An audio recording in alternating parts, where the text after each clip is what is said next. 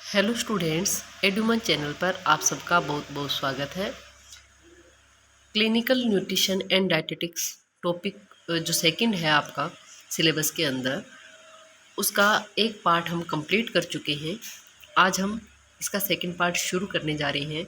तो स्टूडेंट्स, ज़्यादा से ज़्यादा अपने दोस्तों के साथ इस लिंक को शेयर कर दीजिएगा और ज़्यादा से ज़्यादा इस वीडियो को देखिएगा ताकि आप लोगों को फ़ायदा हो और आपकी एग्ज़ाम की तैयारी बहुत अच्छे से हो सके।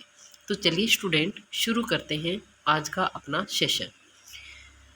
हमने पढ़ लिया था कि जो न्यूट्रिशनिस्ट है वो क्या होता है और किस तरह से वो काम करता है, किस तरह से जो डीजनरेटिव डिजीज़ेज़ है, एक्यूट डिजीज़ेज़ है, क्रोनिक डिजीज़ेज़ है, उनमें न्यूट्रिशन किस तरह से रोल प्ले करता है।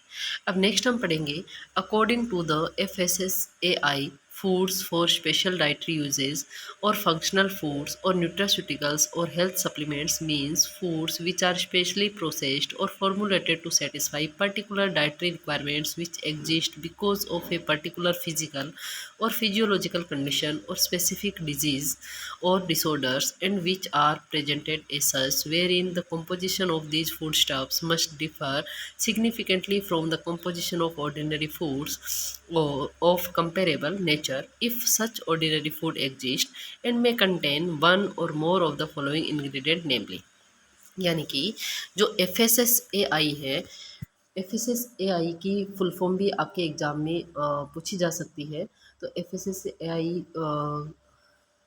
क्या है, एक तरह का मतलब ऑर्गेनाइजेशन है जो जितने भी फूड इंडस्ट्रीज़ वगैरह है, इनको एक तरह की गाइडलाइन प्रोवाइड कर रखी है कि आप जो भी फूड प्रिपेयर करोगे उसमें ये चीज़ें होनी चाहिए। यानी कि उनका एक स्टैंडर्ड निर्धारित कर रखा है और उस स्टैंडर्ड को वो इंडस्ट्री के लोग मेंटेन करते हैं या नहीं करते हैं, उसकी टाइम टाइम पर जांच की जाती है। तो FSSAI ने जो फूड्स है स्पेशल डाइटरी यूजेस के लिए, या फिर जो फंक्शनल फूड होते हैं, या फिर जिनको हम न्यूट्रास्यूटिकल्स भी कह सकते हैं या हेल्थ सप्लीमेंट्स भी कह सकते हैं, ये फूड कौन से होते हैं? ये स्पेशली प्रोसेस्ड फूड होते हैं या स्पेशली फॉर्मुलेटेड फूड होते हैं जो किसी पर्टिकुलर डाइटरी रिक्वायरमेंट को सेटिस्फाई करते हैं। और इसके साथ ही साथ इनका कोई ना कोई फिजिकल या फिजियोलॉजिकल कंडीशन या किसी स्पेसिफिक डिजीज़ या डिसऑर्डर में भी ये क्या करते हैं, मतलब उस चीज़ पर काम करते हैं। जैसे मान लो कोई पर्टिकुलर डिजीज़ है तो उस पर्टिकुलर डिजीज़ के लिए जो हेल्थ सप्लीमेंट या न्यूट्रास्यूटिकल या फंक्शनल फूड दिया जाता है, तो वो जो डिजीज़ है पर्टिकुलर, वो उसका ट्रीटमेंट किया जा सकता है। इसीलिए इनको हम फंक्शनल फूड भी कह सकते हैं। And which are presented as such wherein the composition of these foodstuff must differ। और ये जो फूड स्टफ होते हैं इनका कॉम्पोजिशन भी जो ऑर्डिनरी फूड होता है उसकी बजाय इनका जो कॉम्पोजिशन है वो डिफ़र होता है। क्योंकि ऑर्डिनरी फूड तो नॉर्मल सब लोगों के लिए होते हैं, लेकिन ये जो हेल्थ सप्लीमेंट्स या हम जिनको न्यूट्रास्यूटिकल या फंक्शनल फूड्स कह रहे हैं, ये पर्टिकुलर किसी पर्टिकुलर फिजिकल कंडीशन के लिए या फिर पर्टिकुलर डिजीज़ के लिए ये अलग तरीके से बनाए जाते हैं। इनकी प्रोसेसिंग भी अलग होती है और इनका जो कॉम्पोजिशन है वो भी ऑर्डिनरी फूड से अलग होता है। तो इसके अंदर अगर हम बात करते हैं कि कुछ फॉलोइंग इंग्रेडिएंट है जिनके नेम यहाँ पर दिए हुए हैं। फर्स्ट है प्लांट्स और बॉटनिकल्स और there parts in the form of powder. यानी कि कोई प्लांट है, उसका कोई भी जो पार्ट है उसको हम पाउडर के फॉर्म में या कंसनट्रेटेड फॉर्म में या एक्सट्रैक्ट इन वाटर के फॉर्म में, इथाइल एल्कोहल और हाइड्रो एल्कोहलिक एक्सट्रैक्ट सिंगल और इन कॉम्बिनेशन। यानी कि हम किसी भी पर्टिकुलर जो प्लांट है उसका कोई पार्ट, कोई सा भी पार्ट जिसको हम पाउडर के फॉर्म में यूज कर रहे हैं या कंसनट्रेट फॉर्म में यूज कर रहे हैं या उसको उसका एक्सट्रैक्ट निकाल करके हम यूज कर रहे हैं। सेकंड है मिनरल्स और वाइटामिन्स और प्रोटीन्स और मेटल्स और देयर कंपाउंड्स और एमिनो एसिड्स और एंजाइम्स। यानी कि दूसरा इंग्रेडिएंट क्या है कि मिनरल हो सकते हैं, आपके वाइटामिन हो सकते हैं, आपके प्रोटीन हो सकते हैं, एमिनो एसिड हो सकते हैं, एंजाइम हो सकते हैं। थर्ड चीज़ है substances from animal origin. Third चीज़ कि एनिमल ओरिजिन से मिलने वाले सब्सटेंसेस हो सकते हैं। और फोर्थ चीज़ है a dietary substance for use by human being to supplement the diet by increasing the total dietary intake.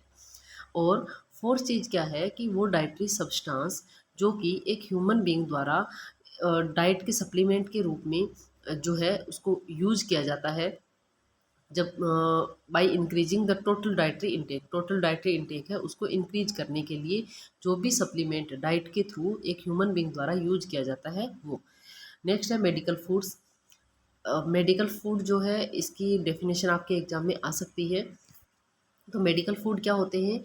ये मेडिकल फूड भी स्पेशली मैन्युफैक्चर्ड फूड होते हैं जो कि स्पेसिफिक नीड के लिए बनाए जाते हैं। जैसे कि कोई पर्टिकुलर डिजीज़ को ट्रीट करने के लिए, मान लो किसी के प्रोटीन डेफिशिएंसी डिजीज़ है तो उसको किस तरह के फूड दिए जाएंगे जिसमें प्रोटीन रिच फूड दिए जाएंगे।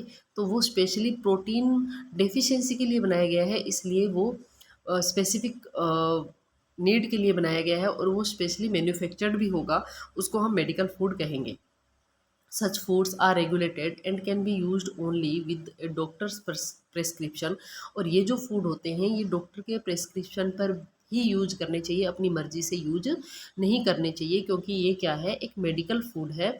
और ये कोई भी डिजीज या कोई भी फिजिकल कंडीशन है उसको मैनेज करने के लिए ये फूड दिए जाते हैं। नेक्स्ट है फाइटोकेमिकल्स और बायोएक्टिव कंपाउंड्स।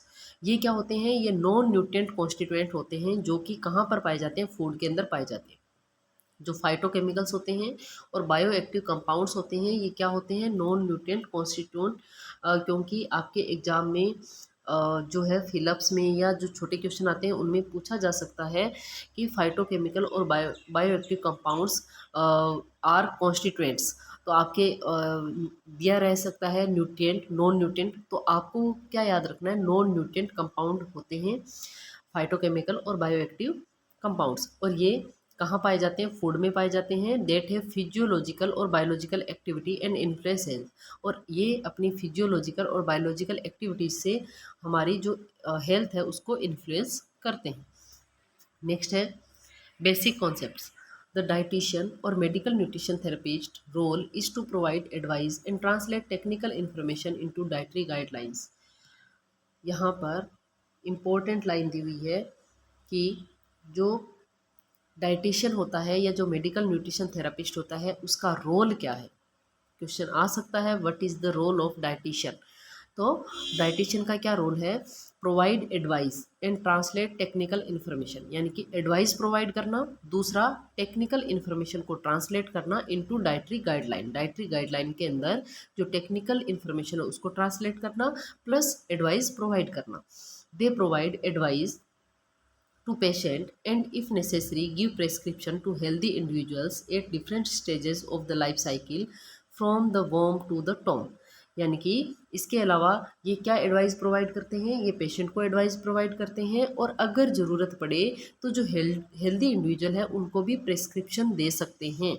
और डिफरेंट डिफरेंट लाइफ स्टाइल की जो स्टेजेज होती है, यानी कि वोम टू टोम का मतलब क्या है कि प्रेगनेंसी के टाइम बच्चा जब माँ के पेट में होता है, फिर बच्चे का जन्म होता है, तो इन्फेंसी, उसके बाद में चाइल्डहुड के बाद में एडोलसेंट, और इस तरह से यंग एज और ओल्ड एज तक, यानी कि पूरी लाइफ साइकिल जो होती है हमारी पूरी लाइफ में जो हेल्दी इंडिविजुअल होते हैं उनको भी प्रेस्क्रिप्शन जो है वो डाइटिशियन दे सकता है। यानी कि डाइटिशियन का क्या रोल है? पहला तो एडवाइस प्रोवाइड करता है, किसको? पेशेंट को।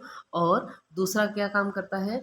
दूसरा जो भी टेक्निकल इंफॉर्मेशन है उसको ट्रांसलेट करने का काम करता है जो भी डाइट से रिलेटेड होती है।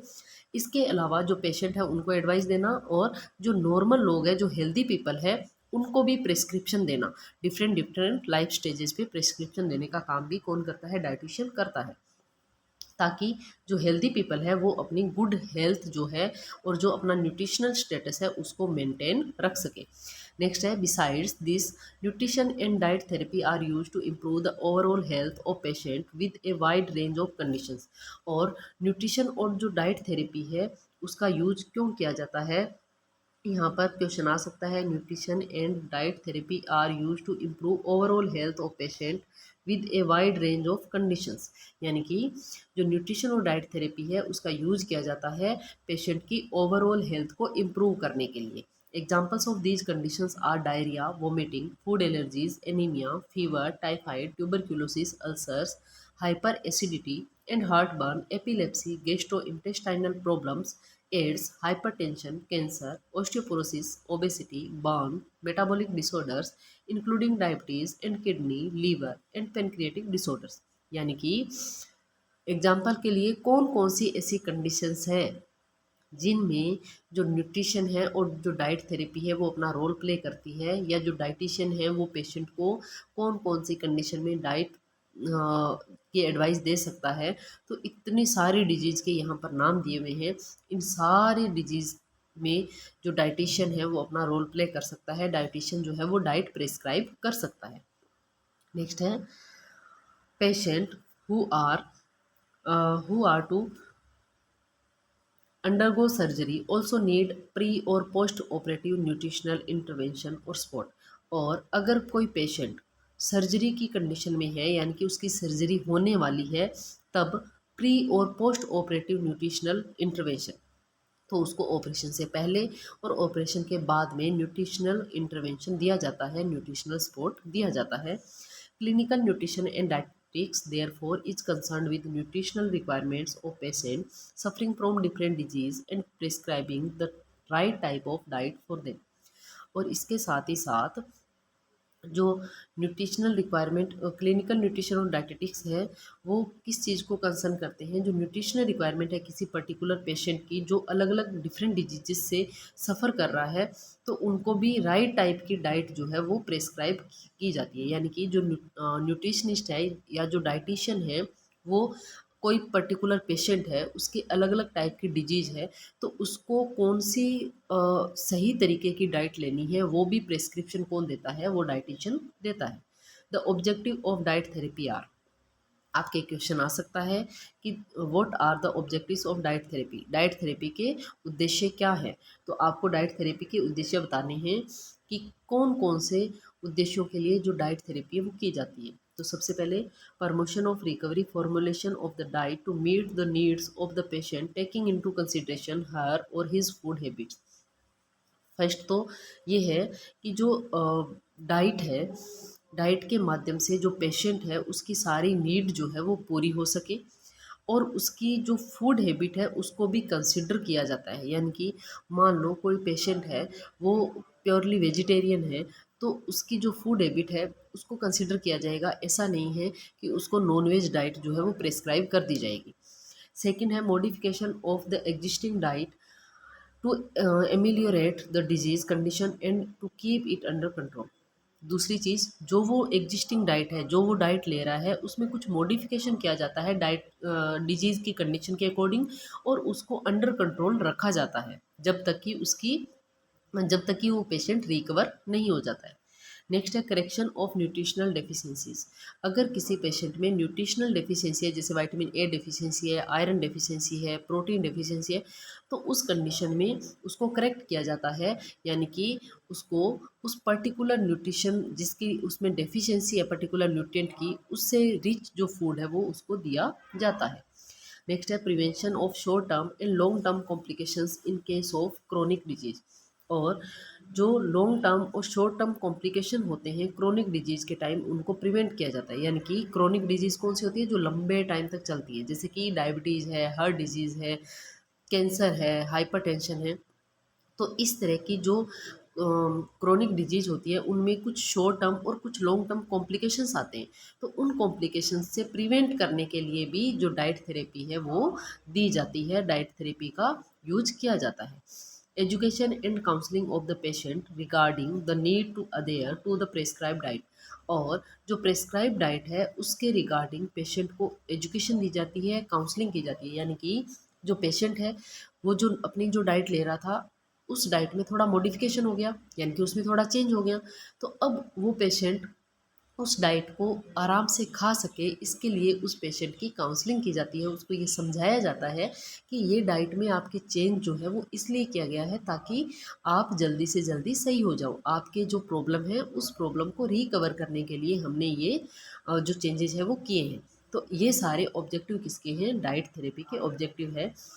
नेक्स्ट है A dietitian also needs to look at the effect of illness on food acceptance and utilization.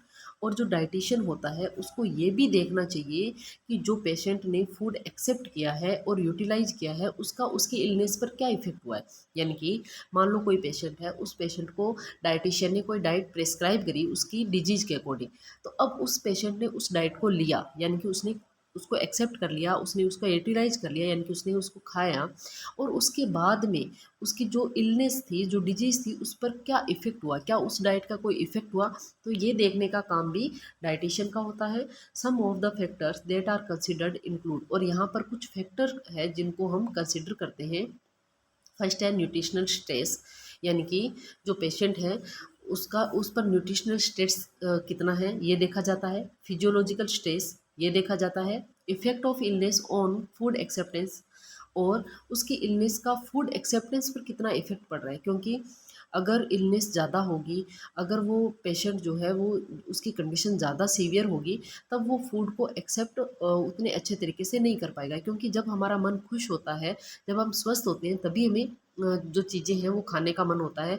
अगर हमें थोड़ी बहुत भी हमारी बॉडी के अंदर हमें ऐसा लगता है कि कुछ चेंजेज हो रहे हैं, किसी भी तरह की कोई छोटी मोटी भी प्रॉब्लम हो रही है, तब भी हमारा कुछ खाने का मन नहीं होता है।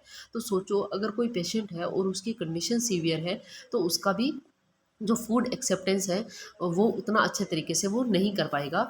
तो effect of illness on food acceptance ये भी देखा जाता है। Then acceptability of modified therapeutic diet, और ये भी देखना पड़ता है, यानी कि ये भी फैक्टर है एक जिसको हमें कंसीडर करना पड़ता है कि जो डाइट में हमने चेंज किया है, जो थेरापेटिक डाइट हमने दी है पेशेंट को, क्या वो उसको एक्सेप्ट कर पा रहा है या नहीं कर पा रहा है। Thus, nutritional care during illness is an organized group of activities and consist of, और इसलिए हम ये कह सकते हैं कि जो न्यूट्रिशनल केयर है जो हम इलनेस के दौरान करते हैं वो एक ऑर्गेनाइज्ड ग्रुप ऑफ एक्टिविटीज़ है। क्या है कि एक्टिविटीज़ है उसमें बहुत सारी, उसको हमने एक ग्रुप में कंबाइन कर दिया, यानी कि हमने उसको ऑर्गेनाइज फॉर्म में कंबाइन कर दिया। और इसमें हम क्या क्या करते हैं, ये इसके स्टेप्स है आपको ध्यान में रखने हैं। सबसे पहले हम क्या करेंगे, असेसिंग न्यूट्रिशनल स्टेटस। सबसे पहले हम क्या करेंगे, जो पेशेंट है उसका हम न्यूट्रिशनल स्टेटस असेस करेंगे, यानी कि उसमें कौन कौन सी न्यूट्रिएंट की कमी है, उसका न्यूट्रिशनल स्टेटस कैसा है, उसका हाइट वेट, सारी चीज़ें हम इसमें देखेंगे। फिर हम क्या करेंगे, डायग्नोसिस ऑफ न्यूट्रिशनल प्रॉब्लम। अब हम उसके कौन सी न्यूट्रिशनल प्रॉब्लम है उसका डायग्नोस करेंगे, यानी कि उसकी जांच करेंगे कि उसमें कौन सा न्यूट्रिशनल प्रॉब्लम उसमें है। देन हम क्या करेंगे, planning and prioritising nutrition intervention to meet nutritional need. और अब हमें पता चल गया है कि उसमें पर्टिकुलर न्यूट्रिएंट की डेफिशिएंसी है, तब हम क्या करेंगे, हम प्लानिंग करेंगे उस पर्टिकुलर न्यूट्रिशन इंटरवेंशन की, यानी कि हम न्यूट्रिशन इंटरवेंशन करेंगे, यानी कि पर्टिकुलर जिस चीज़ की उसमें कमी है उसके लिए हमने प्लानिंग करी और फिर वो चीज़ हमने उसको प्रोवाइड करवाई, हमने इंटरवेंशन किया ताकि उसकी जो न्यूट्रिशनल नीड है वो पूरी हो सके। देन हम क्या करेंगे, monitoring and evaluating nutritional care outcomes and making changes if necessary.